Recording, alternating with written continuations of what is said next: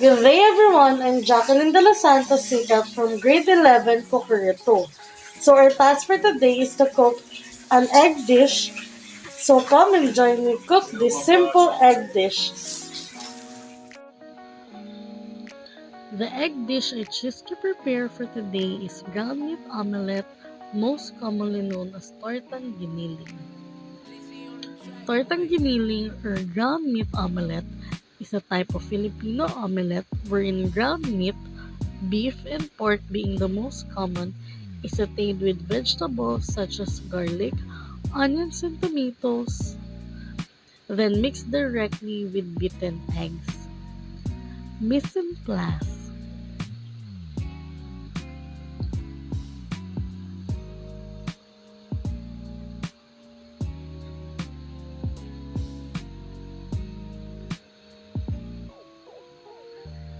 Ingredients: ground pork, eggs, black pepper, oil, minced onions, spring onions, minced bell pepper, and kinchaya leaf.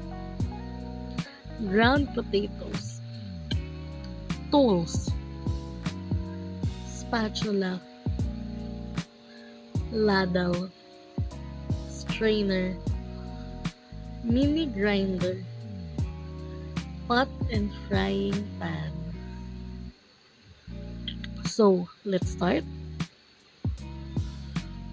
First, before handling any kind of food, you should wash your hands properly. Next, rinse your pork to remove the dirt in it. After rinsing your pork, you should also rinse your vegetables, especially those potato which still has the soil in it.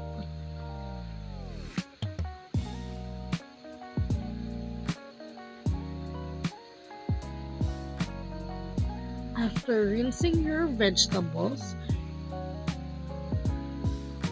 you also need to rinse your garnishes. Next, your knife and chopping board before using it. Next, you should peel your potatoes.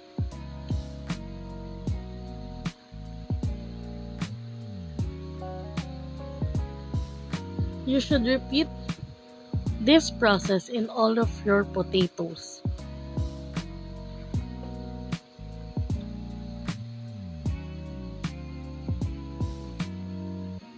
After peeling your potatoes, you should clean your work area and rough chop your potatoes. I accidentally delete the video where I rough chop my potatoes, but yes, I rough chop it so I can grind it. You can also mince your potatoes but I choose to grind it so it is easily to do.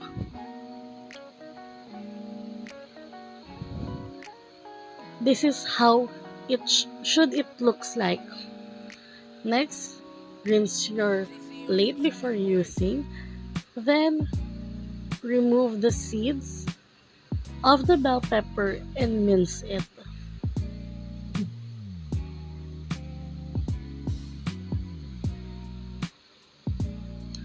You should repeat this process in all of your bell peppers.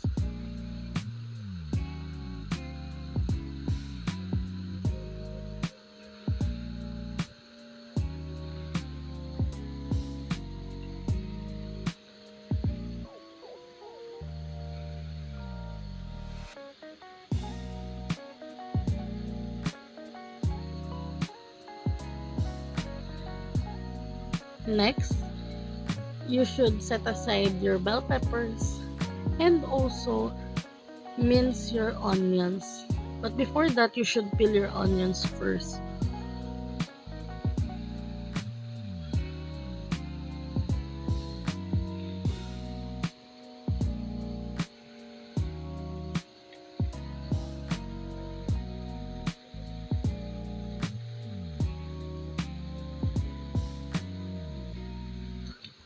You should repeat this process in all of your onions.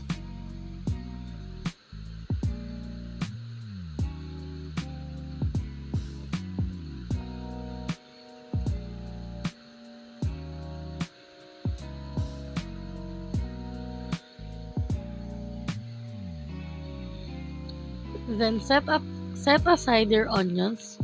Again, clean your work area. But make sure after you clean your work area, you should wash your hands. Next, you should get the leaf of kinchay. Then you should slice your spring onions into small pieces.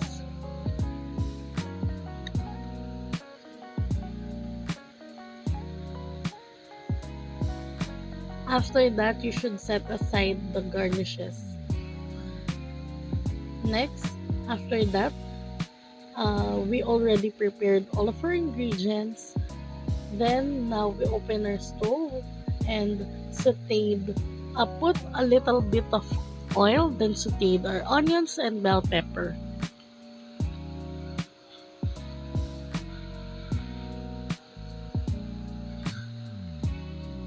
After sauteing our bell peppers and onions, we should put our ground pork. Let's mix it occasionally until it's half cooked. When it's half cooked, let's put salt and pepper.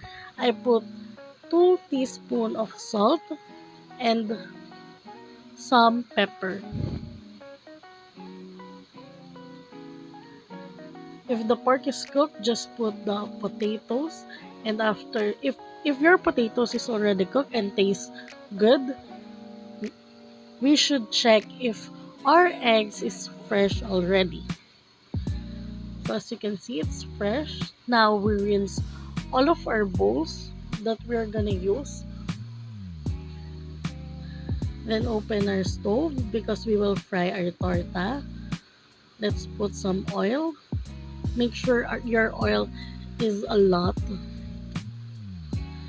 Let me talk in Tagalog to explain it properly. Dito po sa amin sa bahay namin, sa 2 itlog, nakakagawa po kami ng 3 torta. So, ang ginagawa po namin is lalagyan ng salt yung egg. Then, hahatiin po namin siya. Babawasan namin ng mga 1/3 yung isang egg. Ilalagay din sa isang bowl and ganun din po dun sa isang egg. Then, after that, you will put your meat mixture and mix it with the egg. Then, you will fry it. But before you put the mixture, you should also check if the oil is hot.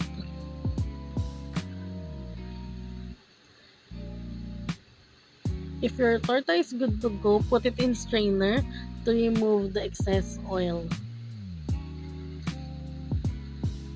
We should repeat those process in all of our torta. Plating time! So guys, that's my torta. I just cooked 6 pieces. It's just for our lunch. I don't want to crowd my plate, so I just put 3 pieces.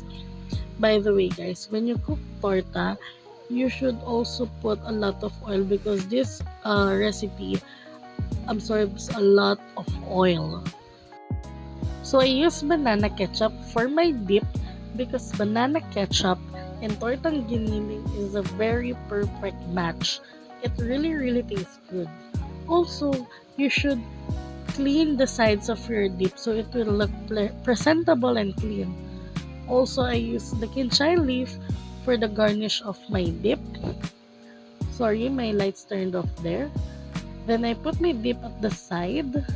Then I use my spring onions to garnish my torta. Montage time!